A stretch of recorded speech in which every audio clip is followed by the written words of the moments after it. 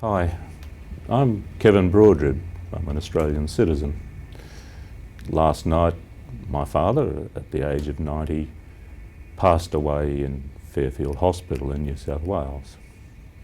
Thankfully, during his last few hours, he was receiving medication for pain, so he was in no discomfort and he passed away peacefully. I'm thankful for that.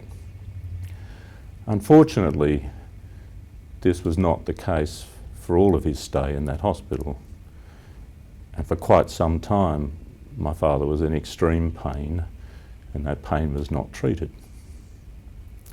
The pain was so extreme that he was crying out for assistance. He was thrashing around, agitated, gouging at his own flesh, really in extreme pain. He also had delirium, and he was in a terrible agitated state.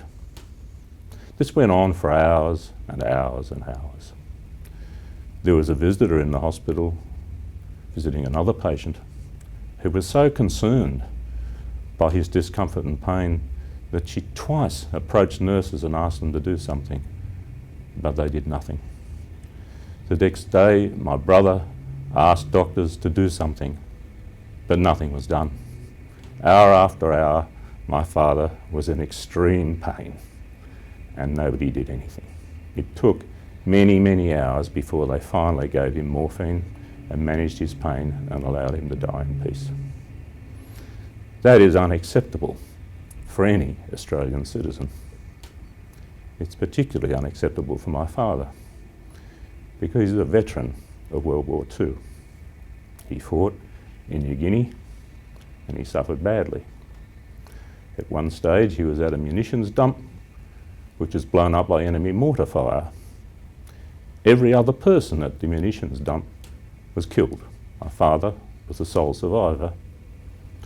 He received shrapnel from the blasts, and there was shrapnel scattered throughout his body. It remained there all his life, and all his life he was in pain and discomfort. He cradled other soldiers as they died. His best friend was machine gunned to death.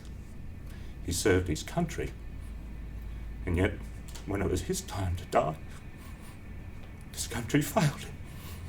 He was left to die in anguish and pain.